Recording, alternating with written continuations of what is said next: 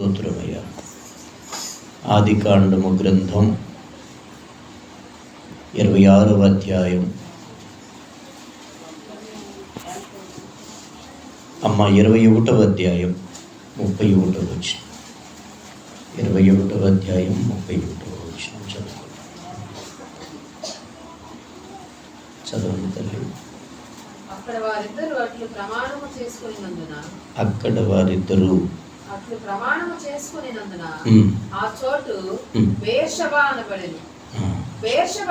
చాలు నాన్న. స్తోత్రం. చూడండి, ఈ వచ్చిన భాగం ధ్యానం చేస్తూ ఉండగా ప్రభువు కొన్ని ఆత్మీయ సంగతులను తెలియజేస్తూ ఉండగా ఈ వాక్య వచనం ద్వారా దేవుని యొక్క మాటలు ధ్యానం చేద్దాం. స్తోత్ర. వాక్యం ఈ విధంగా సెలవిస్తూ ఉంది, అక్కడ వారిద్దరూ అట్లు ప్రమాణము చేసుకునినందున. ఎలా ప్రమాణం చేసుకున్నారు? ఏంటమ్మా? స్తోత్ర. చూడండి, ఇక్కడ ఈ ఇద్దరు ఎవరు అంటే, ఒకరు అబ్రహాం, ఒకరు ఎవరమ్మా? రెండో ఆయన అబీమెలెకు. అబ్రహాం గారు అబీమెలెకు అబ్రహాం గారి దగ్గరికి వచ్చి ఏవో కొన్ని మాటలు చెప్పినారు. అవేంటో చూద్దాం. అయితే అబ్రహాం మాత్రం దేవుని కొరకు నిలిచినటువంటి వ్యక్తి. ఈ రాత్రి వాక్యం వింటున్న మనలో ప్రతి ఒక్కరూ యేసుక్రీస్తు ప్రభుల వారి కొరకు ఎందరూ నిలబడగలుగుతారో అట్టి బిడ్డలందరితో ఈ వాక్యము వారిని ఎలా స్థిరపరుస్తుంది, వారిని ఎలా తాము ఉన్నటువంటి ప్రాంతములో, తమ సమాజంలో వారిని ఒక ప్రత్యేకమైనటువంటి ప్రజలుగా ఎలా లోకం గుర్తిస్తుంది అనే సంగతులు మనం ధ్యానం చేస్తాం. స్తోత్ర. ఈ లోకం భక్తుడిని ప్రత్యేకంగా చూస్తుంది, చూడాలి. లోకం భక్తుడిని ఎలా చూడాలంటమ్మా? ప్రత్యేకంగా. కారణం ఏంటంటే, మీలో ఉన్నవాడు లోకంలో ఉన్నవానికంటే, ఆ మీలో ఉన్నవాడు అన్న మాటలో నాతో నీతో ఉన్నటువంటి యేసు ప్రభు అనే దేవుడు అసామాన్యుడైన దేవుడు. ఎటువంటి దేవుడమ్మా? మనం చిన్నవారంగా ఉంటే ఆయన మన దగ్గరికి వచ్చాడు, కానీ మన దగ్గరికి వచ్చినంత మాత్రాన ఆయన చిన్నవాడు కాదు. ఆయన చిన్నవాడు. సూర్యుడు ఎలుగిచ్చినంత మాత్రాన మన దగ్గర సూర్యుడేమి చిన్నవాడు. నా దగ్గర చిన్నవాడు, నీ దగ్గర చిన్నవాడు. స్తోత్ర. అలాగే దేవుడు గొప్పవాడు అయ్యుండి మనం సామాన్యులమైన మనల్ని ఆయన సృష్టించాడు కాబట్టి చాలినంత కృప అనుగ్రహిస్తూ ప్రతి ఒక్కరిని కూడా ఆయన వైపుకు చూడమని, చూసిన తర్వాత ఆయన ఎలాగ కనిపిస్తే అలాగ భయభక్తులతో ఆయన సన్నిధిలో నడుచుకోమని నాతో నీతో చెప్పే దేవుడై ఉన్నారు. స్తోత్ర. అయితే అసామాన్యుడైన దేవుడు తన బిడ్డలను ప్రత్యేకమైన వారుగా ఉండమని చెబుతున్నారు. మీరు ఈ లోకంలో మీరు కలిగి ఉన్నటువంటి దేవుడిని బట్టి ఆ దేవుడు మీకు ఘనత ఇస్తాడు. మీరు సేవిస్తూ ఉన్న దేవుడు మీకు ఏం చేస్తాడమ్మా? ఘనత ఇస్తాడు. ఆయన ఇచ్చే ఘనత ఏంటో చూద్దాం. చూడండి, అబీమెలెకు అబ్రహాముతో అంటాడు, నీ దేవుడు మీకు తోడై ఉన్నాడు. ఏంటంటమ్మా? ఆ ముందు వచనాల్లో తల్లి చదువుకుంటే మనకి ఈ మాటలు బోధపడుతూ వస్తాయి. చూడండి అమ్మ, 22వ వచనం. ఆ కాలమందు ఓహో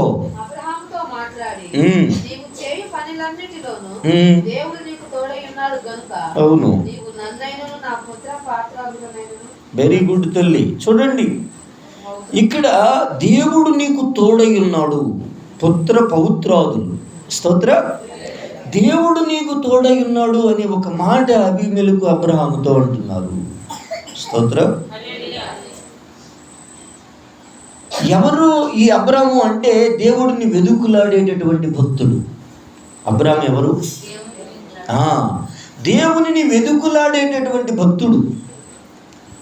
ఎవరైతే దేవుడిని వెతుకుతూ ఉంటారో, సేవిస్తూ, స్తుతిస్తూ, ఆరాధిస్తూ ఆ దేవుడికి సంబంధించిన విషయాలను కొరకు నమ్మకంగా ఆయనను వెంబడించేవారుగా ఉంటారో అట్టివారు అబ్రహాము కలిగిన విశ్వాసాన్ని కలిగినటువంటి బిడ్డలు. స్తోత్ర. అబ్రహాము ఎటువంటి విశ్వాసాన్ని కలిగి ఉన్నాడంటే, తనకప్పుడు ఏమీ తెలియకపోయినా ఆయన భక్తి చేసిన ప్రారంభంలో అతని చుట్టూ భక్తులు ఎవరు లేరు, ఆయన ఒక్కడే భక్తుడు. స్తోత్రం. ఆయన చుట్టుప్రక్కల ఎటు చూసినా కూడా అబ్రాహాము కాలంలో అబ్రహామును ఒక్కడే దేవుడు ఏర్పాటు చేసుకుని ఆయనతో మాట్లాడి నువ్వు నా భక్తి చేయాలిరా అని చెప్పి అన్నాడు. నా భక్తి చేయాలి అన్న తర్వాత అబ్రహాము భక్తి కొరకే నిలిచినటువంటి భక్తుడు. స్తోత్ర. ఇక్కడ అబీమెలెకు అంటాడు, నీ దేవుడు నీకు తోడై ఉన్నాడు. ఎలా తెలిసింది ఈయనకి? చూస్తున్నాడు. ఏం చూస్తున్నాడు? అబ్రహాము జీవితం అంతటినీ పుస్తకం చదివినట్టుగా, గ్రంథాలు చదివినట్లుగా చదువుతున్నాడు. వేదాన్ని చదివినట్టుగా చదువుతున్నాడు. అబ్రహాముని ఇంత నిశ్చితంగా చూడడానికి కారణం ఏంటి అంటే, అందరిలాగా అబ్రహాము బ్రతకట్లేదు. అందరిలాగా అబ్రహాము, ఆ దేశానికి సాంప్రదాయాలు ఉన్నాయి, ఆ దేశానికి దేవతలు ఉన్నారు, ఆ దేశానికి విధి విధానాలు ఉన్నాయి. కానీ అబ్రహాము ఆ విధి విధానాలు దేనితోనూ అతడు కలిసిపోవడం లేదు. అరే ఒక్కడుగా వచ్చాడు, మనమందరం కూడా ఇతనికి తోడుగా ఉందాం అని వాళ్ళు చాలా మిత్రభావంతోనే తిరుగుతున్నారు. ఏ భావంతో? కానీ అబ్రాము మిత్రులను ప్రేమిస్తున్నాడు, మిత్రులను స్నేహిస్తున్నాడు. కానీ వారి సాంప్రదాయాలను మాత్రం అతడు తీసుకోవడం లేదు. అరే మేము ఇక్కడ మాకు ఈరోజు మాకు పండగ ఉంది, మా దేవతల పండగ ఉంది. అబ్రహం గారు మీరు కూడా రండి, సరదాగా మనం సంతోషంగా మాకు విందు భోజనం ఉందండి. అబ్రహం గారు రండి అని పిలుస్తారు వాళ్ళు. అబ్రహం అంటాడు, మనిద్దరం మిత్రులు, నీతో నేను ఎంత సాహసమైనా చేస్తా, కానీ ఆ దేవతల పండుగలకు మాత్రం నేను రాను. ఆ దేవతల పండుగలకు నేను ఏంటండి అని అంటే, నేను ఆరాధిస్తున్న దేవుడు ఆయనను గురించి నాకు చెప్తానని ఏదో చెప్పాడు. అది తెలుసుకునే వరకు నేను ఆయన సన్నిధిలో ధ్యానం చేస్తూ ఉంటాను, ప్రార్థన చేస్తూ ఉంటాను, ఆయన్ని వెతుకుతూ ఉంటాను. స్తోత్రం. నమ్మదగిన దైవ సన్నిధిని ఈ రాత్రి అందరూ వెతకాలని కోరుతున్నారో అట్టి వారి చేయి పట్టుకుని దేవుడు నడిపించే ప్రేమ కలిగిన వారై ఉన్నారని తెలియజేస్తూ ఉన్నా. స్తోత్రం. అయితే అబ్రాము ఒక బావి తవ్వాడట. ఏం చేశాడంట? దాన్ని అబీమెలెకు దాసులు వచ్చి, ఈయనేమో తోటలు నాటేవాడు, బావులు త్రవ్వి తోటలు నాటేవాడు. అనరేంటమ్మా బావులు తవ్వి? అప్పుడు ఏమైనా పంపులు ఉన్నాయా? మరేమి ఆ మాట్లాడరేంది? స్తోత్రం. బావులు తవ్వి తోటలు నాటేవాడు. ఆ తోటలు నాటితే ఈయన బావి తవ్వితే అబీమెలెకు దాసులు వచ్చి దాన్ని ఏం చేస్తారంటే, నీకేంటి పంటలు పండుతున్నాయి బాగా, నువ్వు మొక్క నాటితే చాలు కాయలు ఎరగ్గా చేస్తుంది, ఏంద్ర నువ్వు అని ఉండబట్టలేక వాళ్ళు ఏం చేశారంటే ఈయన చూడకుండా ఉన్నప్పుడు వచ్చి ఈయన పనులన్నింటిలో డిస్టర్బ్ చేసేవారు. ఈయన చూడకుండా ఉన్నప్పుడు ఈయన పనుల మీదకు వాళ్ళు ఏం చేసేవారు? స్తోత్రం. ఎందుకు అబీమెలెకు దాసులు మీరు ఇలా చేస్తున్నారంటే, మాకు కాలు కుదురంగా ఉండదండి. మేమేంటంటే ఈరోజు బాగా పండిని అనుకోండి, రేపొద్దున మమ్మల్ని చూసి అబ్రాము ఏమంటాడు? మీకు చూడండి, మీరు చూడండి, నన్ను చూడండి అంటాడు కదా. మరి అది మేము అనిపించుకోకూడదంటే ముందే మేమేం చేస్తాం? ఏదో ఒకటి చేస్తూ ఉంటాం. స్తోత్రం. హల్లెలూయా. అయితే అబీమెలెకు అంటాడు, అయ్యా ఆ సంగతి నాకు తెలియదు. ఈ అధ్యాయంలో చదివినటువంటి అధ్యాయంలో అబీమెలెకు అబ్రాహాముతో అంటాడు, ఆ సంగతి అసలు నాకు తెలియదంటే తెలియదు, నా మీద ఉంటూ నీ మీద ఉంటూ. ఏందంట? స్తోత్రం చెప్పండి. అబీమెలెకు ఎవరనుకున్నారు? రాజు. అబీమెలెకు ఎవరమ్మా? దేశపు రాజు. అయిన రాజుగారు అబ్రాహాం గారు అనే ఒక దైవజనుడితో మాట్లాడుతున్నాడు. బాబా ఆ సంగతి అసలు నాకు బొత్తిగా తెలియదయ్యా నాయన, నిజం చెబుతున్నా, నా మీద ఉంటూ నీ మీద ఉంటూ, నీ మీద ఉంటూ నా మీద ఉంటూ, నీ మీద ఉంటూ నా మీద ఉంటూ. స్తోత్ర. ఇట్లా నాకు తెలియదంటే తెలియదు బాబా. ఈయనేదో నువ్వు బావులు తవ్వుకుని నీరు చేదుకుని కూర మొక్కలు పండిస్తే, పంట తోటలు పండిస్తే, అబీమెలెకు చెప్తున్నాడు ఆ విషయం నాకు అసలు తెలియదు నాయన. ఎవడు చేశాడో వాడంతా చూస్తా, నేను వాడెవరో నేను తేల్చేస్తా, నువ్వు మాత్రం నాకు మాత్రం ఆ విషయం తెలియదండు అని ఆ అబ్రాముతో ఎలాగంటాడండి? తల్లి భయపడుతూ అంటాడండి. ఎందుకంటే ఈయన దేవుణ్ణి సూచినప్పుడు అబీమెలెకుకి చాలా గౌరవం కలిగింది అబ్రహాం మీద. ఇతని భక్తిని, ఇతని ఆ ఆరాధనను, ఇతని దేవుడి విషయాన్ని చూసినప్పుడు అబ్రహాం అనగానే ఒక గొప్ప గౌరవం కలిగింది అబీమెలెకుకి. స్తోత్రం. ఇక అప్పుడు అంటాడు, నాయన ఈ రోజు నుంచి నువ్వు నా మీద వ్యతిరేకంగా మాత్రం ఎప్పుడు ఉండబాకయ్యా. నేనంటే వ్యతిరేకంగా నువ్వు ఎప్పుడు కూడా ఉండదు. నాతో సమాధానంగా ఉంటానని నువ్వు మాట ఇవ్వటానికి నేను నీ దగ్గర నడుచుకుంటూ వచ్చాను. కాలి నడుచుకుంటూ వచ్చాను. నాకు రథాలు ఉంటాయి, గుర్రాలు ఉంటాయి, నేను ఒక రాజుని. కానీ నీ దగ్గరికి నేను ఎలా వచ్చానంటే నువ్వు ఎలాగున్నావో అలా వచ్చా. స్తోత్ర. సామాన్యునిగానే వచ్చాను నీ దగ్గరికి. నాకు ఒక్క మాట ఇవ్వు, నాతో మాత్రం నువ్వు విరుద్ధంగా ఉండొద్దు. ఎందుకు ఈ మాటలు అడిగాడంటే అబ్రహాముతో ఉన్న దేవుడి యొక్క గొప్పతనాన్ని కంటితో చూస్తున్నాడు, చెవులతో విన్నాడు. కంటితో చూస్తూ నాకు అనుకూలంగానే ఉండు కానీ ఎప్పుడు విరుద్ధంగా మాత్రం ఉండబాకు నాయన. వెంటనే అబ్రహాము అతనితో నిబంధన చేశాడు, నీతో ఎప్పుడు నేను విరుద్ధంగా ఉండను. స్తోత్ర. ఎప్పుడు నేను విరుద్ధంగా ఉండను అని ఆ బావికి ఆయన పేరు పెట్టాడు బెయేర్షెబా. స్తోత్ర. బెయేర్షెబా అంటే ఆ మాటకి అర్థం 7 బావి. రెండవ అర్థం శబదం చేయబడిన బావి. స్తోత్రం. 7 పోతు పిల్లల్ని, గొర్రె పిల్లల్ని అక్కడ అబీమెలెకు ఇస్తాడు. 7 గొర్రె పిల్లలను, పోతు పిల్లల్ని అబీమెలెకుకు ఈయన మందలో వాటిని ఇచ్చి, ఇది నిబంధనగా నేను మీకు ఇస్తున్నాను, నేను మాట తప్పను. స్తోత్ర. నేను నిబంధనగా నీకు ఇస్తున్నాను. ఈ నిబంధనగా ఇచ్చి నువ్వేదైతే అడిగావో అలా నేను నీ మేలు కొరత, నీ మంచి కొరతనని రాజుగారితో ఒక మాట అంటాడు. అక్కడ అబ్రహాము తవ్విన బావి ఏదైతే ఉందో ఆ బావి వద్ద దేవుడు అబ్రహామును దీవించడానికి ఇష్టపడ్డారు. స్తోత్ర. ఈరోజు ఈ బావి దేనికి సాదృశ్యం? యోహాను సువార్త గ్రంథం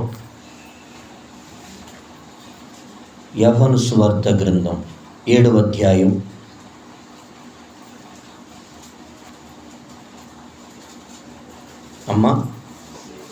7వ అధ్యాయం 38వ వచనం.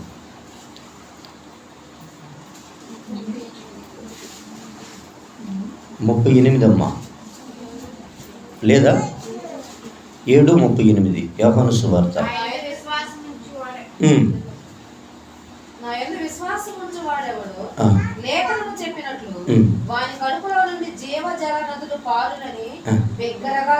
స్తోత్రం. నా యందు విశ్వాసముంచు వాని కడుపులో నుంచి జీవజల నదులు. మనం పాడుతూ ఉంటాం, జీవనదిని ప్రవహింప. పడండి. జీవనదిని మా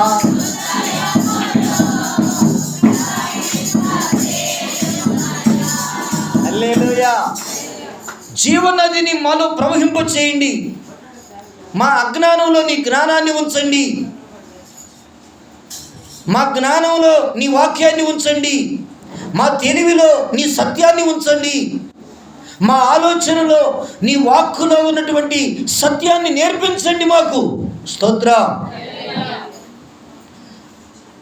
నా యందు విశ్వాసముంచువాడు ఎవడు వాని కడుపులో నుంచి జీవజల నదులు వస్తాయి. మనం అంటాము సహజంగా దేవునితోనే, ప్రభువా నేను నీ మార్గంలో నిందారహితుడిగా నడవాలని ఆశ కలిగి దాన్ని మీరే నాకు నేర్పిస్తారని నేను నీ దగ్గరికి వస్తున్నానయ్యా. మా పాస్టర్ గారు అలా చెప్పాడు మాకు. స్తోత్రం. నిందారహితంగా నేను నీ సన్నిధిలో నడవాలని, నా దోషములన్నింటినీ సరిచేసి నా మార్గాన్ని సరళం చేసి నా యొక్క జీవిత పయనములో ఒక భక్తునిగా నాకు మీరు ఒక ముద్ర వేసి నన్ను ఎంతగా దీవిస్తే అంతగా నేను నీ చేతిలో ఉంటానయ్యా, నీ చేతికి నన్ను నేను అప్పగించుకుంటానయ్యా అని చెప్పి నేను సన్నిధికి వస్తున్నాను అని నువ్వు దేవుడితో చెప్పేదానవు. అటువంటి నీతో ప్రభు అంటున్నారు, నా యందు విశ్వాసం ఉంచువాడు ఎవరో వాని హృదయముల నుండి జీవజల నదులు. ఏంటండి జీవజల నదులు? స్తోత్రం.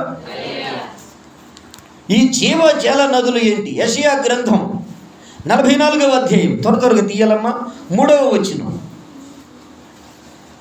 నేను దప్పి గలవారి మీద నీళ్లను, ఎండిన భూమి మీద ప్రవాహ జలములను కుమ్మరించెదను, నీ సంతతి మీద నా ఆత్మను కుమ్మరించెదను.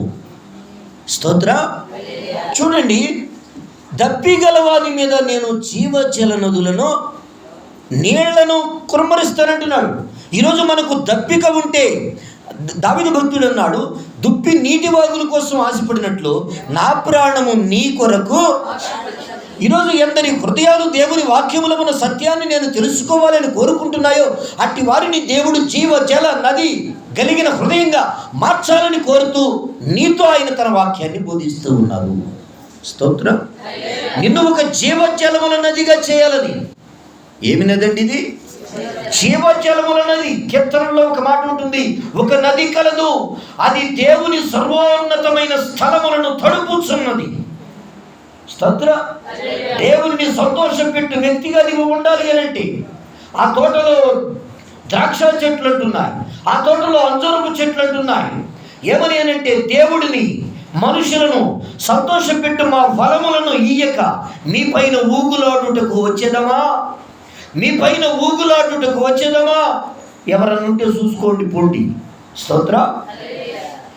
ఎవరన్నుంటే చూసుకోండి పొండి. దేవుడిని, ఆయన ప్రజలను, దేవుడిని ఆయన ప్రజలను సంతోషపెట్టు ఫలములను ఇయ్యక.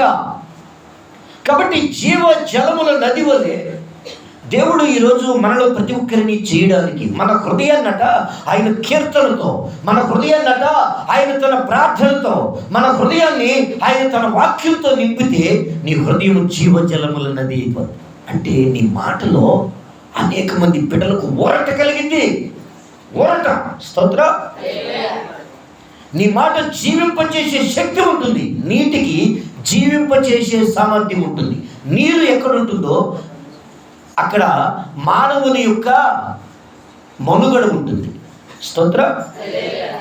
మానవ జాతులు మనం ఈ భూమి మీద అంతా ఎలా విస్తరిస్తూ వచ్చామో తెలుసా?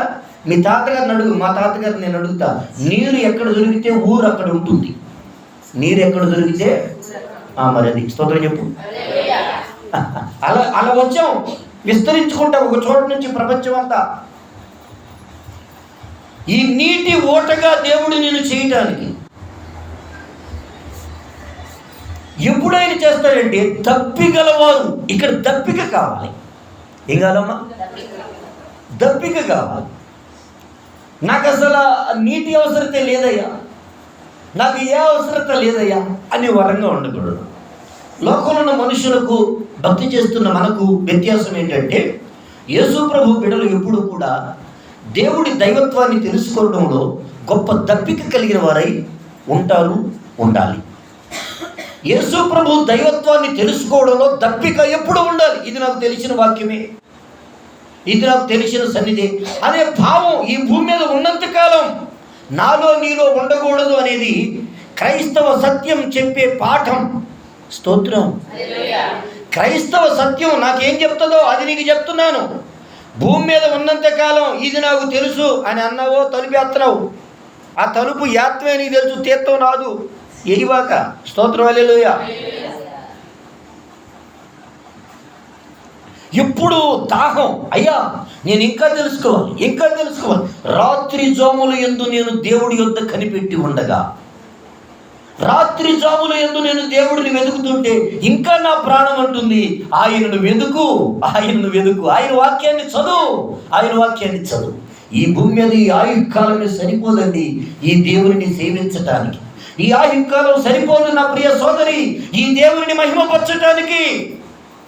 నీకున్న కొంచెం కాలాన్ని ఇది చాలే అని అనుకుంటున్నావేమో, కానీ నీ హృదయ గదులు తెరవబడితే, నీ అంతరంగము తెరవబడితే ఈ జీవితకాలం సరిపోదు ఈ మహాదేవుని స్తుతించటానికి, ఆరాధించటానికి, ఆయన యందు ప్రవశించటానికి.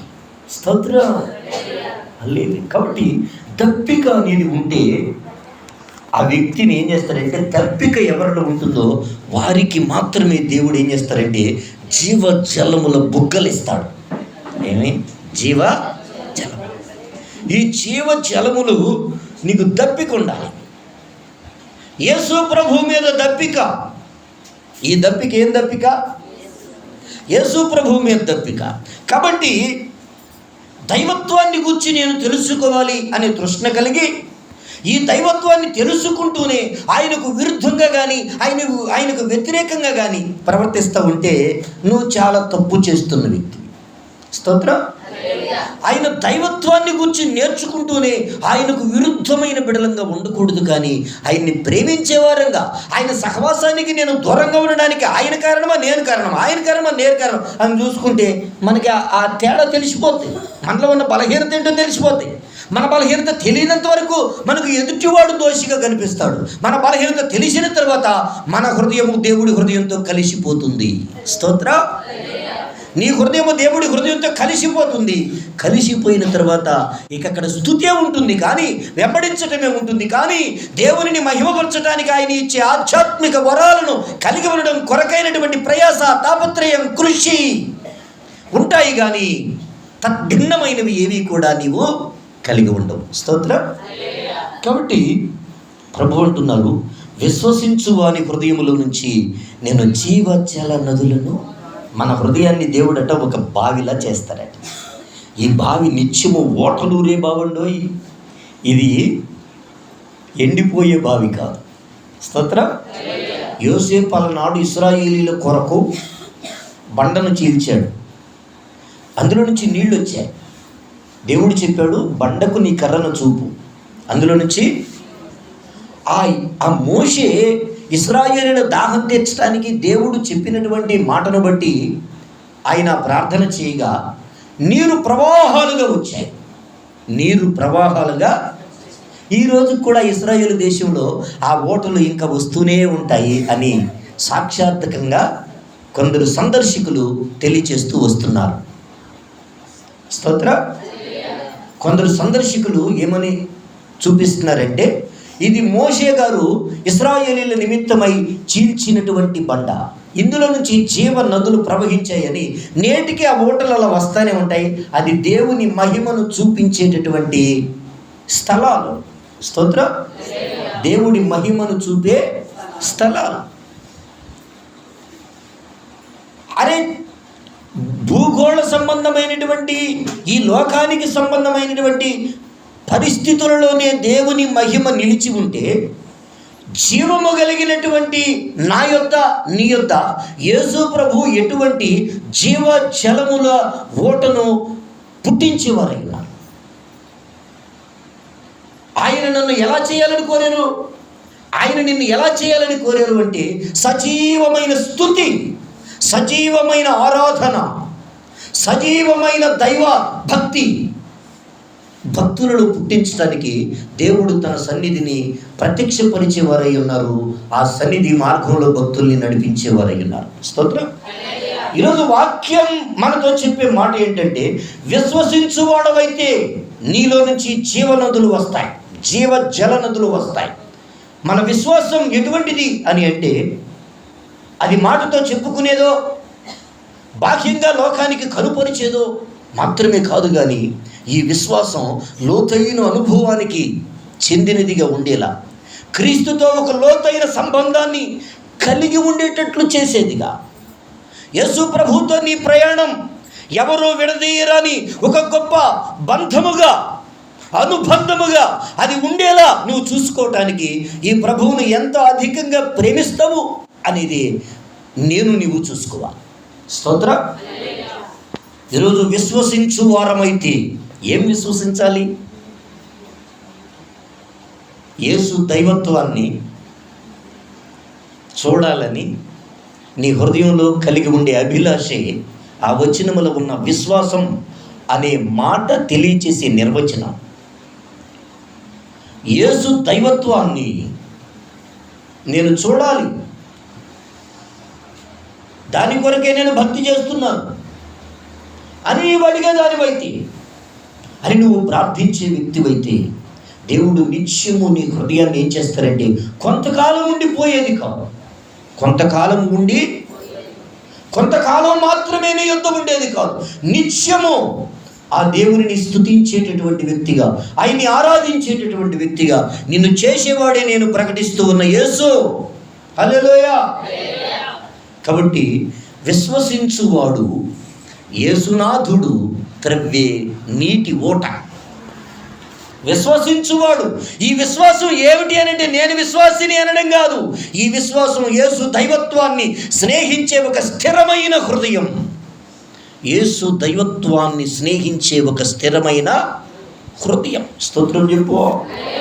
చూడండి నా ప్రియ సహోదరులారా, ఈరోజు మనం అటువంటి దప్పిక దాహము కలిగిన వారైతే ప్రభువు నిన్ను ప్రేమించి తన వాక్యం చేత ఆయన దర్శించేవారని దేవుని మాటలు తెలియచేస్తూ ఉన్నాయి. చూస్తే నా ప్రియమైనటువంటి దేవుని బిడ్డలారా, దేవుని వాక్యాన్ని మనం చదువుకుంటూ వచ్చినప్పుడు ఆదికాండము గ్రంథం 34వ అధ్యాయం 13వ వచనములో వాక్యం ఈ విధంగా సెలవిస్తూ ఉంది. వెరీ గుడ్, చదవమ్మా. అమ్మ ఎక్కడ తల్లి? 24:13 తల్లి.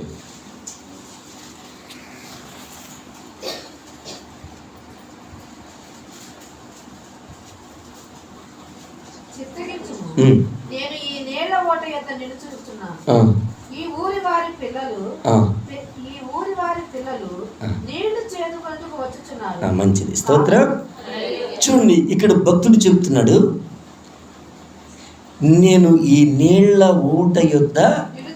Very good. ఈ నీళ్ల ఊట వద్ద ఈ భక్తుడు దేని కొరకు నిలుస్తున్నాడంటే, ఇక్కడ ఒక వ్యక్తి నీళ్ల ఓట వద్ద నిలిచి ఉన్నాడు. అతడు దేని కొరకు నిలిచి ఉన్నాడంటే, తన యజమానుడి కుమారుడు కొరకు పెండ్లి భార్యను చూసి రావాలయ్యా అని బాధ్యతను అప్పగిస్తే ఎలియాజరు దేవునికి ప్రార్థన చేశాడు. అయ్యా, నేను వెళుతూ ఉండగా నాకు నా ఒంటెలకు ఏ కుమార్తె నీళ్లను చేది పోయగలదో ఆ వ్యక్తిని నా యజమానుడి కుమారుడికి భార్యగా మీరు సిద్ధపరచండి. స్తోత్ర. ఇక్కడ ఎలియాజరు అంటూ ఉన్నాడు, ఆ నీళ్ల ఓట యొద్ద నేను నిలిచి ఉన్నాడట. స్తోత్ర. నీళ్ల ఓట యొద్ద నిలిచి ఉన్నాడు. ఆ నీళ్ల ఓట యొద్దకు రిబ్కా అనే ఒక చిన్నది వస్తుంది. ఈ రిబ్కా అనేటటువంటి వ్యక్తి నీటి ఓట యొద్ద ఆ బావి దగ్గరికి వచ్చి తన కడవను తెచ్చుకొని ఆ నీళ్లు చేది మందలకు పోసేటటువంటి వ్యక్తి. రిబ్కా ఏం చేస్తుంది? మందలకు నీళ్లు చేది వస్తుంది. స్తోత్ర. మందలకు నీళ్లు చేది పోసే రిబ్కా కొరకు ఎలియాజరు నీటి ఓట వద్ద కాసుకుని ఉన్నాడట. ఈరోజు సంఘానికి, ఈరోజు దేవుని ప్రజలకు నీళ్లను చేది పోయగలిగినటువంటి రిబ్కా ఎవరు అని చెప్పానంటే, తన కర్తవ్యాన్ని నమ్మకముగా నిర్వహించున్నది, తన కర్తృత్వాన్ని, తన కర్తవ్యాన్ని నమ్మకంగా నిర్వహించేటటువంటి వ్యక్తి ఉండే స్థలం ఏంటి అనంటే నీటి ఓట. దేవుని సన్నిధి అనే నీటి ఓట దగ్గర ఎవరైతే ఉంటారో వారు మందలకు నీళ్లు చేదిపోయగలిగినటువంటి ఆత్మీయమైనటువంటి తలాంతులు కలిగిన వారుగా ఉంటారు. నీ నోరు ఇతరులను దీవించే నోరుగా ఉండాలి. నీ మాట సంఘానికి క్షేమాభివృద్ధిని కలిగించేదిగా ఉండాలి. సంఘ క్షేమాభివృద్ధిని కలిగించగలిగిన సామర్థ్యం నీ మాటకు రావడానికి నీవు ఏం చేయాలంటే దైవభక్తిని సాధకం చేయాలి. పౌలు తిమోతితో అంటాడు, దైవభక్తి ఎప్పటి జీవం విషయంలోనూ రాబోవు జీవం విషయం. కాబట్టి దైవభక్తిని సాధకం చేయడం అనే ఒక బృహత్తరమైనటువంటి కార్యక్రమం నువ్వు చేస్తూ ఉంటే నీ మాటలు సంఘాన్ని క్షేమాభివృద్ధిని కలిగించేవిగా ఉండడానికి దేవుడు కృప చూపుతారు. స్తోత్ర. చూడండి ప్రియులారా, సంఘ క్షేమాభివృద్ధి ఒక విశ్వాసికి మేలుకొలుపు కలిగించేవారుగా, ప్రోత్సాహాన్ని కలిగించేవారుగా, క్రీస్తులో ఇంకా వారు ఎదగడానికి చేయూత ఇచ్చేవారుగా సంఘం ఉండాలని వాక్యం స్పష్టంగా తెలియజేసింది. గలతీ పత్రికలో దైవజనులు అంటారు, మీరు ఆత్మానుసారముగా నడుచుకొని వారైతిరా ఒకరిని ఒకరు పురుకొల్పుకుని ప్రోత్సహించుకోండి. ఎదుటి వ్యక్తి బాధలో ఉంటే వారి బాధను నీ బాధగా భావించి వారికి ఊరట ఇచ్చే మాటలు చెప్పు. స్తోత్రం. నీ తోటివాడు సంతోషంగా ఉంటే అతని సంతోషంలో పాలు పొంది అతనితో నీవును దేవుణ్ణి స్తుతించు. నీ తోటి వారి సంతోషము నువ్వు దేవుని స్తుతించే వ్యక్తిగా ఉండు. ఇతరుల కష్టాలలో వారి శ్రమల్లో పాలు పుంజుకుని వారిని ప్రోత్సహించే వ్యక్తిగా ఉండు. స్తోత్రం. దేవుని మాటలు చెప్తున్నాయి, ఈ రెబెకా నీళ్ల ఊట వద్ద మందలకు నీరు చేదగలిగింది. ఈరోజు ప్రభు తన యొక్క పరిశుద్ధాత్మ చేత నిన్ను దర్శించేటటువంటి దేవుని మాట ఏంటి అంటే, సంఘానికి క్షేమాభివృద్ధి కలగడానికి నీవు దేవుని సన్నిధానంలో మోకాళ్ళు ఉని దేవుని ఈ ఉపవాస పండుగలలో నువ్వు ఒక ప్రార్థన చేయాలి. దేవా, నీ పరిశుద్ధాత్మ శక్తి చేత నన్ను జ్ఞానము కలిగిన వ్యక్తిగా చేయండి. మీరు నాకు ఇచ్చే జ్ఞానం ఎటువంటిది అంటే, సొలొమోను దగ్గర నేను ఉండి సొలొమోను దగ్గర నువ్వు ఉండి ఏమని ప్రార్థన చేయడం నేర్చుకోవాలి అంటే, నీ సమాజానికి నీ మేలు పొందుకునేలా నన్ను దైవభక్తి కలిగిన వ్యక్తిగా చేయండి నాయన. ఈ క్రొత్త నిబంధన కాలంలో యేసు ప్రభు ప్రతి వ్యక్తికి మధ్యన నిలిచి గ్రంథానికి విశ్వాసికి, లోకానికి విశ్వాసికి, పరిశుద్ధతకు విశ్వాసికి, పాపానికి విశ్వాసికి మధ్యన యేసుక్రీస్తు ప్రభుల వారు నిలిచి ఆయన ఏం చేస్తారు అంటే, నీకు కేవలము నీకు ప్రయోజనకరమైనటువంటి నీతి మార్గాన్ని మాత్రమే ఆయన ప్రసాదిస్తారు. దేవునికి స్తోత్రం. సొలొమోను ఈ విధంగా ప్రార్థన చేశాడు, నీ ప్రజలను పరిపాలన చేయటానికి నాకు జ్ఞానం కావాలి. ఇప్పుడు మనలో కొద్దిమంది అనవచ్చు, ఆయన జ్ఞానంతో పాటు తన జ్ఞానాన్ని స్త్రీల వద్ద చెరుపుకున్నాడుగా. దైవజనుడా, నువ్వు అక్కడ దాకా ఎందుకురా? యేసు ప్రభు మధ్యన ఉన్నారు, ఆయన ఫిల్టర్ చేస్తా నీటిని ఫిల్టర్ చేసేటప్పుడు స్వచ్ఛమైన నీరు వచ్చేలా చేస్తారు. అలాగే యేసు ప్రభు ఫిల్టర్ చేస్తే వాళ్ళు అది చేసినారుగా ఇది చేసినారుగా నాయన అన్న దాని మీద అసలు మనసు పోదు. మనసు అనేది దాని మీదకి పోదు. ఆ స్థితి నీకు రావడానికి ఈ మాటలు తెలియజేస్తున్నా. ఎక్కడికి పోకూడదు అక్కడికి నీ మనసు పోకూడదు అంటే, యేసు ప్రభు మధ్యవర్తిగా ఉన్నారు అనే సత్యాన్ని గుర్తించి ఆయన యందు నీవు కలిగి ఉన్న విశ్వాసానికి సరి అయిన నిర్వచనం చెప్పడానికి ఈరోజు వాక్యం ముందు నీవు నిలబడవలసినటువంటి అవసరత నువ్వు కూర్చి నీవు ఆలోచించాలి. స్తోత్రం. యేసు ప్రభుల వారు ఈ భూమి మీదకు వచ్చినటువంటి కారణాన్ని నేను అనేక సార్లు చెప్తాను. ఈ యుగముల అంతమందు దేవుడు చాలా ప్రశ్నలకు జవాబులు చెప్పడానికి దేవుడు యేసుక్రీస్తు ప్రభుల వారిగా మానవుడిగా ఈ భూమి మీద ఉద్భవించారు. మానవుడిగా యేసు ప్రభు ఈ భూమి మీద ఎందుకు ఉద్భవించారు అంటే, భూమి మీద ఉన్న ఎన్నో ప్రశ్నలకు జవాబులు చెప్పడానికి. స్తోత్రం. కాబట్టి క్రొత్త నిబంధన సంఘములో ఉన్నటువంటి నీవు భక్తుల యొక్క మంచి చెడులను చూస్తూ చెడు వైపుగా అసలు ఆలోచన పోకోకుండా ఉండే స్థితికి రావడమే యేసు దేవుడిని నమ్మడం. స్తోత్రం. యేసు దేవుడిని నమ్మడం అంటే ఏంటి? చెడు వైపుకి అసలు మనసు పోకుండా ఈ యేసు ప్రభు అనేవారు ఆ మనిషిని లాగేస్తారు. అంతటి శక్తి ఈ దేవుడిలో ఉంది.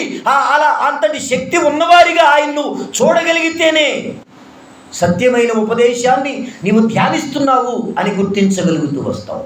స్తోత్రం. కాబట్టి జ్ఞానం కావాలి. దేవుడు ఇచ్చే జ్ఞానం చేత సంఘానికి క్షేమాభివృద్ధి కలుగుతుంది. నీ ప్రార్థన, నీ కీర్తన, నీ ఆసక్తి సంఘానికి క్షేమాభివృద్ధి కలిగించేదిగా ప్రతి ఒక్క బిడ్డ కూడా అలా తమ మనసుల్ని మార్చుకోవాలండి. స్తోత్రం. ఆ బిడ్డ చూడు ఎంత చక్కగా ప్రతి వ్యక్తిని కూడా మంచిగా ప్రోత్సహిస్తుంది. మనం కొంచెం అలా ఊరికే ఒక పాట అట్ట పాడితే ఒక పేదనట చేస్తే మన దగ్గర మొయ్యలేనంత లోకపు బుద్ధులన్నీ మన దగ్గరే ఉంటాయి. సైతాను కూడా ఎత్తుకున్న తట్టను చెయ్యి అట్టబెట్టి నా మీద నేను కూడా ఎత్తుకుంటా అన్నట్టుగా ప్రవర్తిస్తాం. అటువంటి మనల్ని కూడా ఈ దైవజనుడు, అటువంటి మనల్ని కూడా ఈ కుమార్తె ఎందుకు ప్రేమిస్తూ ఉంది, ఎందుకు ప్రోత్సహిస్తూ ఉంది, ఎందుకు భక్తులు పెంచాలని చూస్తూ ఉంది అని అంటే అది నీళ్లు చేదేటటువంటి రెప్పుక. స్తోత్రం. నీళ్లు చేదే రెప్పుక. దేవునికి స్తోత్రం. సాతాను గాడి నెత్తి మీద ఉన్న తట్ట నా నెత్తి మీదకి ఎప్పుడు వచ్చిందా అని చూసే నీకో నీళ్లు చేది పోసే రెప్పుక. దేవునికి స్తోత్రం.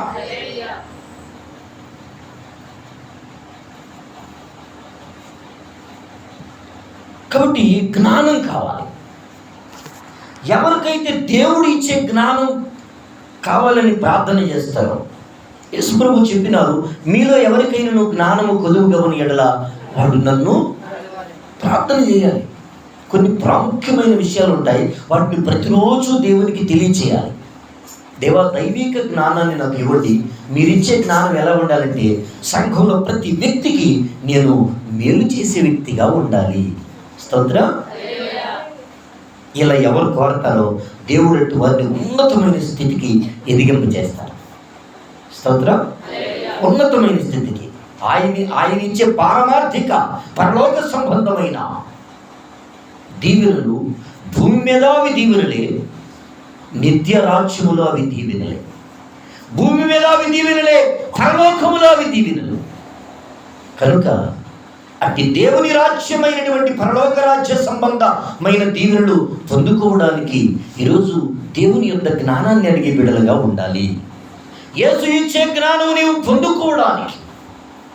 యేసు ప్రభు ఎవరు అని అంటే 1 కొరింథీ గ్రంథం 1వ అధ్యాయమో 2వ అధ్యాయమో చివరి వచనం చూడగలిగితే, 2వ అధ్యాయం చివరి వచనం చూడగలిగితే యేసు ప్రభువుకి 4 గుణాలలో ఒక గుణం ఏంటంటే ఆయన దేవుని జ్ఞానమై ఉన్నారు. స్తోత్రం. అది మీరు చదువుకుంటమ్మా. ఆయన దేవుని జ్ఞానమై ఉన్నారు. ఆ జ్ఞానాన్ని దేవుడు నీకు దయచేస్తాడు. దేవుడిచ్చే జ్ఞానం ఎలాగుంటుందంటే మనోహరం అండి. ఎంత చదివినా, ఎంత తెలుసుకోవాలని ప్రయత్నించినా అది ఇంకా మనోహరంగా ఉంటుంది. అమ్మ మీ తర్వాత చదువుతారు. స్తోత్రం. దేవుని జ్ఞానం నువ్వు ఎంత ప్రేమిస్తావో దాన్ని దేవుడు దయచేస్తాడు, అనుగ్రహిస్తాడు. నువ్వు ప్రేమించిన కొలది దేవుడు తన జ్ఞానంతో నిన్ను నింపడానికి ఇష్టపడే ఈ రాత్రి సన్నిధిలో ఆయన నిన్ను ఉంచారు. వాక్యం నాతో నీతో మాట్లాడుతుంది. దేవుడు నన్నెందుకు సన్నిధిలో ఇలా మాట్లాడింపజేస్తూ ఉన్నాడు అని చెప్పానంటే ఆయన జ్ఞానంతో నన్ను నింపడానికి, వాక్యం వింటున్నటువంటి నిన్ను ఆయన తన జ్ఞానంతో నింపడానికి నిన్ను స్నేహిస్తూ ఉన్నారు. కనుక నీ ప్రార్థనలో ఒక మాట రోజు ఏమని అంటే, నన్ను నీ జ్ఞానంతో నింపాలయ్యా, నన్ను నీ జ్ఞానంతో నింపండి అయ్యా, నీ జ్ఞానం నాకు కావాలయ్యా అని ప్రార్థన చేస్తే దేవుడు క్రమక్రమముగా దైవిక జ్ఞానం ఇస్తాడమ్మా. అవి మనం ఎక్కడో ఎల్లయ్య దగ్గర పొల్లయ్య దగ్గర నేర్చుకునే మాటల్లాగా ఉండవమ్మా. స్తోత్రం. అదేదో గొప్ప దైవజనుల యొద్ద నేర్చుకునినా కూడా అంత గొప్ప జ్ఞానాన్ని మనం పొందలేవమ్మా. గురువులైన అభిషక్తులైన సేవకుల వద్ద ఎన్నో దేవుని యొక్క మాటలు, దేవుని యొక్క వాక్యము నేర్చుకోవాలి అనేది వాక్య సత్యము కాగా, క్రీస్తు యేసు ప్రభుల వారి పాదముల వద్ద దైవ జ్ఞానాన్ని నీవు పొందు అని అదే అభిషక్తుల నోటు నుండి నేను నీవు వినేటటువంటి మాట కొరకై ప్రార్థిస్తూ ఉన్నామా? స్తోత్రం. దేవా, నీ జ్ఞానంతో నన్ను నింపండి. దేవుడు నీకు జ్ఞానం ఇస్తే అది ప్రజలను క్రీస్తులో పెంచేది, అన్యులను రక్షణ మార్గంలోనికి నడిపించేది, ధన్యులను ప్రభావవంతమైనటువంటి ఆరాధికులుగా మార్చేది. నిజమైన ఆరాధన, సత్యమైన ఆరాధన సంఘంలో నెలకొల్పేది దేవుడికి ఇచ్చే జ్ఞానమే. రెప్కా నీళ్లు చేదిపోయినది. స్తోత్రం. దేవుడు నీకు ఇచ్చిన కీర్తన, దేవుడు నీకు ఇచ్చిన స్తోత్రం, అది ప్రయోజనకరంగా ఉంటుంది. నిన్ను నీవు చూసుకుని అనుమానించుకునవలసిన అవసరం ఎంత మాత్రమూ కూడా ఉండదు. కానీ పరిశుద్ధాత్మ దేవుని, అయా నీ హస్తము చాపి నా మీద ఉంచండి, నీ హస్తము చాపి నన్ను అభిషేకించండి, నా కీర్తనలో, నా ప్రార్థనలో దేవా నీ ఆధ్యాత్మికమైనటువంటి ప్రసన్నత ఉండినట్లుగా నన్ను దర్శించండి, నీ హస్తమును నా మీదకి చాపండయ్యా. స్తోత్రం. దేవుడిచ్చే జ్ఞానం అది సంఘానికి నీళ్లు చేదిపోయినది. తల్లి దేవునికి స్తోత్రం. హల్లెలూయా. అబ్రహాము తవ్విన బావి చలులు గల నీటి ఓట. ఆ ఓట వద్ద ఈ రాత్రి దీవించటానికి, దర్శించటానికి ఈ దేవాదేవుడు ప్రేమిస్తున్న వారై ఉన్నారు. ఆయన ప్రేమను గుర్తించి నా ప్రేమైనటువంటి దేవుని బిడ్డలారా, ఆశ కలిగి ప్రభువును వెంబడించాలి. ఎలాగమ్మా? ఆశ కలిగి. ఆ ఆశను చూచే దేవుడు మేలు చేసేవారు. స్తోత్రం. చూడండి, ప్రభువు వాక్యం చెబుతా ఉంది కదా, మనము నిజంగా దైవ జ్ఞానమును కలిగిన వారంగా ఉండాలి. యేసు ఇచ్చే జ్ఞానాన్ని నీవు సంపాదించుకోవడానికి, నేను చెప్పాను, నీవు విన్నావు, అయిపోలేదు. దైవభక్తి సాధన చేస్తే అది వస్తుంది.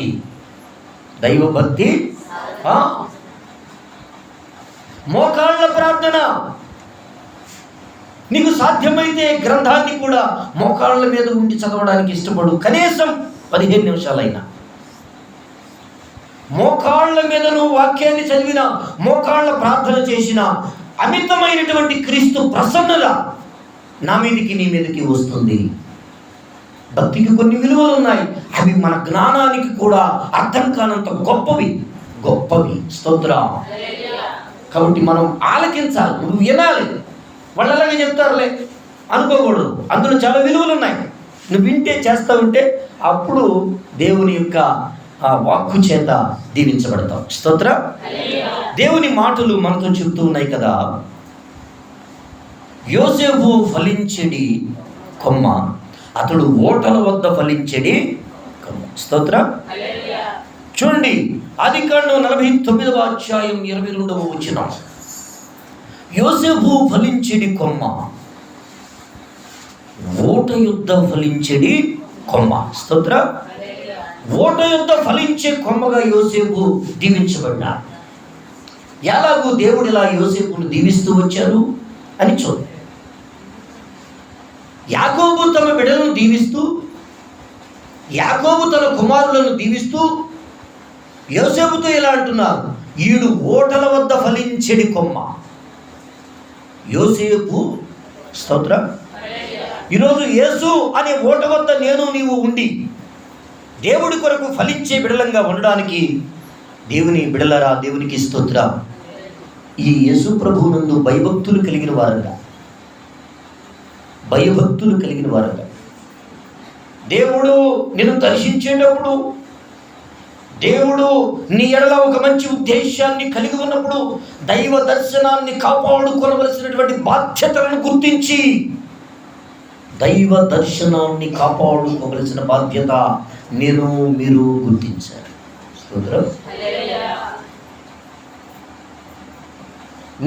నీవు దైవ దర్శనాన్ని కాపాడుకోవలసిన బాధ్యతను గుర్తిస్తే, ఆయన చిత్తాన్ని నెరవేర్చడానికి, ఆయన సంకల్పాన్ని నెరవేర్చడానికి, ఆయన కొరకై మంచి ఫలములు ఎన్నో ఫలించటానికి కాపాడబడతావు. దేవునికి స్తోత్రం. కీర్తనల గ్రంథం 80వ అధ్యాయంలో చక్కని మాట ఉంటుంది, నేను ఐగుప్తు నుండి ఒక ద్రాక్షావల్లిని తెచ్చి తిని. స్తోత్రం. ఈరోజు నిన్ను ప్రభువు ఒక ద్రాక్షావల్లి వలె తెచ్చి ఆయన యొక్క సన్నిధిలో నాటుచు, ఆయన సంఘములో నాటుచు. ఈ సంఘములో నేను నాటుతూ ఆయన అంటున్నాడు, కంచెగల తోటలో ఉన్నటువంటి వ్యక్తిగా ఎప్పుడు నువ్వు చూసుకో. ఎప్పుడు చుట్టూ చూసుకోవాలి. ఏంటంటే నా చుట్టూ కంచె ఉందా? స్తోత్రం. నా చుట్టూ కంచి ఉందా లేదా అని ఎప్పుడు చూసుకోవాలి. కంచి గల తోటలో ఉండాలి. స్తోత్రం. యోసేపు చిన్నప్పుడేమో తండ్రి గారి దగ్గర దేవుని మాటలు విన్నాడు. చక్కగా తండ్రి చెప్పేటటువంటి ప్రతి వాక్యాన్ని అతను శ్రద్ధగా ఆలకించేవాడు. యాకోబు గారు వాక్యాలు చెప్పేవాడా అంటే యోసేపుకు చెప్పాడు. స్తోత్రం. యోసేపు చాలా జాగ్రత్తగా ప్రతి మాటను కూడా జాగ్రత్తగా వింటాడు. ఏ మాట కూడా వదిలిపెట్టడు. స్తోత్రం. చాలా జాగ్రత్తగా యాకోబు చెప్పే మాటలన్నీ అతను విని అతడు ఓట యొద్ద ఫలించేటటువంటి వ్యక్తిగా దీవించబడేవాడు. స్తోత్రం. దేవుని వాక్యం ఏమని చెప్తుందంటే, నీకు నాయకులుగా, నీకు గురువుగా ఉన్న వారి దగ్గర నువ్వు జాగ్రత్తగా దేవుని మాటలను ధ్యానించే వ్యక్తిగా ఉండాలి. దైవజనుడు ఎదుట ఎంత భక్తిగా ఉంటున్నావో అంతకంటే ఎక్కువ భక్తిని నువ్వు నీ కుటుంబ వ్యవస్థల దగ్గర కలిగి ఉండడానికి, ఆ భక్తిని ఇంకా నీవు పెంపొందించుకోవటానికి నువ్వు కనుక ఇష్టపడి ప్రేమ కలిగిన దేవుడు, తన సన్నిధిని తోడై ఉంచేవాడు, తనను ఆశ్రయించినటువంటి బిడ్డలకు ఎప్పుడూ అమితమైన కృప చూపి తన యొక్క రెక్కల నీడలో తన ప్రజలను భద్రపరిచేటటువంటి దేవుడు నన్ను వాక్యపు విలువలలో పెంచాలి, తన కృపను తన ప్రేమను నా మీద ఉదయింపజేసి నన్ను భక్తిలో పెంపొందించాలి అనే ఆశ కలిగి నమ్మకంగా దేవుని వాక్యాన్ని ధ్యానించటానికి ఇష్టపడేవారుగా ఉన్నప్పుడు ఈ ప్రభువు తన దీవెనల చేత దీవించడానికి ఇష్టపడేవారు. స్తోత్రం. చూడండి, తండ్రి గారి దగ్గరేమో ఆయన చెప్పే ప్రతి నీతి మాటలు ధ్యానిస్తూ, జ్ఞానవాక్కులు ధ్యానిస్తూ, దేవుడు అతనిని దర్శించి తన యొక్క సంకల్పాన్ని, తన దర్శనాన్ని తెలియజేసేటప్పుడు దేవుని వాక్కు కొరకు నిబద్ధత కలిగినటువంటి వ్యక్తిగా అతడు తనను తాను కాపాడుకునే మనస్తత్వం కలిగిన వాడు యోసేపు. స్తోత్రం. కనుక ఈరోజు దేవుని ఓట వద్ద నిలిచి ఉండేటటువంటి బిడలంగా ఉండాలి అంటే నా ప్రియమైన సహోదరులారా, నీవు సరి అయినటువంటి పెంపకములో ఉండడానికి ఇష్టపడా. సరి అయిన పెంపకంలో ఉండడానికి ఇష్టపడాలి. ఏమంటే పాస్టర్ గారు, మీరు చాలా నీతి మాటలు చెప్తారు, కానీ నేను మీరు చెప్పినంత వినటానికి, మీ దగ్గరే కూర్చుంటాకి నాకు ఇంకేమి పని పాట లేదా అండి? సేవకుల వద్ద దేవుని మాటలను తెలుసుకోవడానికి నీవు తగినటువంటి యోగ్యమైనటువంటి హృదయాన్ని సంపాదించుకోవడానికి ఇష్టపడే వ్యక్తివి కావాలి. సేవకుని యొక్క ఉపదేశం కేవలము నిన్ను భక్తిలో స్థిరపరచటానికి, ఆత్మీయతలో నిన్ను ఎదిగించటానికి అది ఖచ్చితంగా ఉంటుంది అని తెలియజేస్తుంది. ఆయన మనస్సును నువ్వు కొంచెమే గుర్తించవచ్చేమో కానీ ఆయన యొక్క మాట మాత్రము అది నిశ్చయముగా భక్తిలో ఏ వ్యక్తిని ఎలా పెంచాలి అని అది నిత్యము కూడా కోరేదిగా ఉంటుంది. భక్తిలో ఒక్కొక్కరిని ఉన్నతంగా పెంచటానికి దైవ సేవకుని యొక్క ఉద్దేశం, సంకల్పం, ఆలోచన నిత్యము కూడా అవి తన యొక్క బిడ్డల చుట్టూ పరిభ్రమిస్తూ ఉంటాయి. స్తోత్రం. ఓటల వద్ద నిలిచి ఉండాలి, సేవకుని పెంపకంలో నిలిచి ఉండాలి. దైవజనుని పెంపకానికి, ఆయన యొక్క గార్డెనింగ్కి, ఆయన చూపేటటువంటి ఆ కాపరితనాన్ని నువ్వు అంగీకరించి అందులో నడుచుకోవడానికి ఇష్టపడాలి. స్తోత్రం. ఆయన నా కాపరే, కానీ నేను ఎంతవరకు ఆయన దగ్గర శిష్యరికం చేసే వ్యక్తిని అని అంటే ఇక్కడ నువ్వు చదువుకునే విషయాలు చాలా ఉంటాయి. స్తోత్రం. ఆయన నాకు కాపురే, కానీ నేను ఆయన కాపరితనంలో ఎంతవరకు దైవభక్తిని నేర్చుకోగలుగుతున్నాను, సాధకం చేస్తున్నాను అనే విషయాలను చూసినప్పుడు దయచేసి గమనించు. దైవజనుడిలో ఉన్న అభిషేకం నీకు పూర్తిగా తెలిస్తే మాత్రమే ఆయన యొద్ద నువ్వు సంపూర్ణంగా దైవభక్తి సాధన చేయడానికి దైవ జ్ఞానాన్ని వెతుకుతూ వస్తావు. స్తోత్రం. ప్రభు మాటలు ఈరోజు అంటున్నాయి. నేనేమని చెప్తానంటే, యోసేపు భక్తిలో నిలిచి ఉండడానికి కారణం అతడు యాకోబు వద్ద ఉండడం. తండ్రి పెంపకములో ఉన్నటువంటి బిడ్డ దీవించబడతాడు. ఇందులో స్వార్థమో పక్షపాతమో ఉండదు, కానీ సరి అయినటువంటి జ్ఞానము ఉంటుంది అని తెలియచేస్తున్నాను. స్తోత్రం. ఇందులో స్వార్థము ఉండదు, పక్షపాతము ఉండదు, సరి అయిన జ్ఞానం ఉంటుంది. సరి అయిన దాన్ని తెలుసుకోవడానికి మొదట నీకు ఇష్టం ఉండాలి. రెండు, అందులో నిలిచి ఉండడానికి కష్టపడాలి. స్తోత్రం. కాబట్టి ఈరోజు ఓటల వద్ద దైవ దీవెనలు పొందేవారంగా నీవు ఉండాలి అని అంటే నీ సేవకుని యొక్క ఉపదేశంలో ఎంత దీవెన ఉంది, నీ సేవకుని యొక్క ఉపదేశంలో ఎంత దేవుని యొక్క సంకల్పము, దేవుని శక్తి, దేవుని జ్ఞానం, దేవుని జీవం, దేవుని యొక్క దర్శనం ఉంది అనేవి చూడగలడానికి నిలిచి దేవుని వాక్యాన్ని ధ్యానించే వ్యక్తివై ఉండాలి. స్తోత్రం. మాటలు బాగున్నాయి, ఏమో అసలు బాగున్నాయో ఎలాగున్నాయో నాకు తెలియదు. ఇలా నువ్వు ఏమేమనుకుంటున్నావో క్రీస్తులో నిలవాలి అంటే మాత్రం, సత్యంలో నిలవాలి అంటే మాత్రం అభిషేక్తునిలో ఉన్నటువంటి అభిషేకాన్ని ఒకటి గుర్తించాలి, రెండు లోబడాలి. స్తోత్రం. అప్పుడు దేవుడు విశ్వసించు వాని హృదయంలో నుండి జీవజల నదులను ప్రవహింపచేస్తాడు. కనుక అట్టి కృపావరాలను, అట్టి ఆధ్యాత్మిక సామర్థ్యాలను దయచేయగలిగినటువంటి దైవ సన్నిధిని ఎప్పుడూ కూడా విధేయత కలిగిన మనస్సు, భక్తిని నేర్చుకునే మనస్సు ఎప్పుడూ కలిగి ఉండాలి. గురువు దగ్గర శిష్యుడు ఎప్పుడు ఎలా ఉండాలంటే విధేయుడిగా ఉండాలి. ఎక్కడ తాను తోక జాడించినా గురువుకు విద్య నేర్పించాలి అని అనిపించదు. ఆయనకి ఎప్పుడు అలా అనిపించదో, ఆయన ఎంత ఉద్దేశించిన తత్వం చెప్తున్నాను, సత్యం చెప్తున్నాను, నేర్చుకోవడం కష్టమవుతుంది. తోక జాడిస్తే ఆయన ఎంత చెప్పినా కూడా నేర్చుకోవడం కష్టమవుతుంది. స్తోత్రం. విధేయత గనక ఉంటే ఖచ్చితంగా నువ్వు ఉపదేశాన్ని ధ్యానిస్తావు, రెండు దానికి లోబడతావు, అందులో ఉన్న దైవశక్తిని గుర్తించగలుగుతావు. చాలాసార్లు మనకి కొంచెమంత అపార్థత, కొంచెం చిన్న భేదాభిప్రాయాలు ఇవి కలుగుతూ ఉంటాయి. అక్కడ మనం ఏం చేయట్లేదు అని అంటే, ఇలా నాకు అనిపించడానికి కారణం ఏంటి అని నిలిచి అక్కడ ఎంతో పరిశోధన చేయాలి.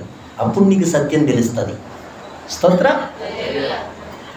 కాబట్టి దైవ సేవకుని యొక్క ఉపదేశాన్ని, దేవుని వాక్య సత్యాలను ఎప్పుడు కూడా ధ్యానించేటప్పుడు పరస్పరము వినయం కలిగిన మనస్సు, విధేయత కలిగిన మనస్సు, దైవ జ్ఞానాన్ని నేర్చుకోవడానికి ఎలాగ ఉంటే దైవ జ్ఞానం అభ్యసించబడుతుందో అవన్నీ కూడా నేర్చుకోవాలంటే, దేవుని తోటలో మొక్కలు ఫలభరితముగా ఉంటాయి.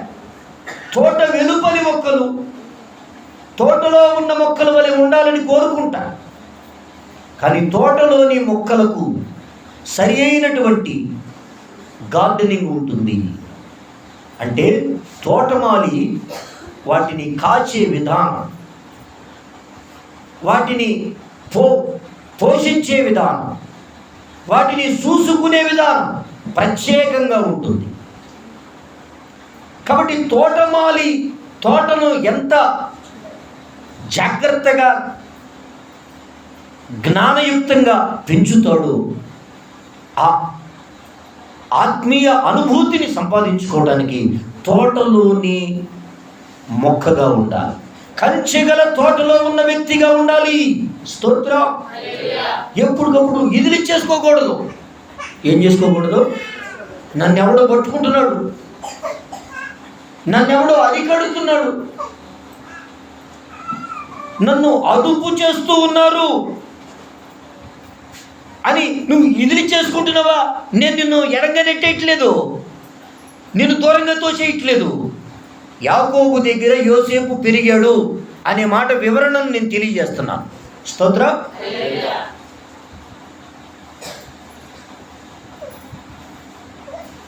ఇదిలి చేసుకోలేక, ఎందుకంటే అక్కడ ఏదో మూర్ఖత్వం ఉందని నువ్వు అనుకుంటున్నావు, కానీ అక్కడ సత్యజ్ఞానం ఉంటుంది. సత్యజ్ఞానం. స్తోత్రం. నీకు తెలవక నువ్వేమనుకుంటావంటే, ఏంటో నాకు అర్థం కావట్లేదు, పట్టేసుకున్నట్టు ఉంది అని ఇదిలిచ్చేస్తున్నావు. స్తోత్రం. కంచిగల తోటలో ఉండడానికి దైవ జ్ఞానం కావాలి. దేవుని వాక్యాన్ని గుర్తించగలి ఆ స్థితి కోసం ప్రార్థన చేసుకోవాలండి. ప్రభు ఇస్తారండి, ఆయన ఇవ్వకోకుండా ఉండరు. ఈ మాటలు చెప్పే నేను మీకు తెలియజేసే మాట ఏంటంటే, ప్రార్థిస్తే దేవుడు నీకు జ్ఞానం ఇస్తాడు. అభిషక్తులతో కూడా సహవాసం చేయడానికి దేవుడు జ్ఞానం ఇస్తాడు. అభిషక్తులతో సహవాసం చేయడానికి దేవుడిచ్చే జ్ఞానమే కావాలి సుమి. ఈ లోక సంబంధమైన జ్ఞానం పనికిరాదండి. అది కేవలం ఆయన దగ్గర ఉపదేశం పొందడానికే ఉపయోగపడుతుంది, కానీ ఆ ఉపదేశాన్ని గుండెల్లో కలిగి దాని పంటను పండించడానికి మాత్రం లోక జ్ఞానం ఉపయోగపడదండి. దయచేసి అనండి. స్తోత్రం. యేసు ఇచ్చే జ్ఞానం మాత్రమే అభిషక్తులతో సహవాసం చేసి ఆ అభిషేకాన్ని సంపాదించుకోవడానికి ఉపయోగపడుతుంది. స్తోత్రం.